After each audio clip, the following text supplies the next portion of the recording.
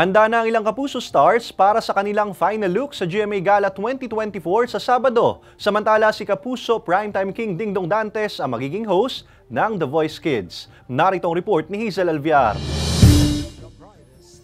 Handa na ang ilang Kapuso stars para sa GMA Gala 2024 na gaganapin sa Sabado. Ready na para sa kanilang final look sina Miguel Tan Felix at Isabel Ortega. Inspire ako na lagyan ng story yung outfit ko. So, on the day itself, makikita ng mga viewers natin kung ano yung Ang pulang araw star na si Rochelle Pangilinan, classy, elegant at nagko-compliment daw sa kanyang character ang kanyang magiging look. Reusable naman daw ang suit ni Kapuso host Migs Almendras para maaari pang suotin pagkatapos ng event.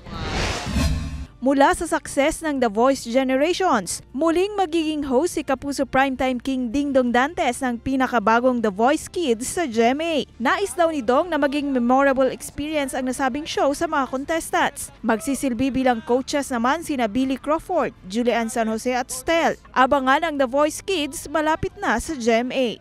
Hazel Alviar, Balitang Southern Tagalog.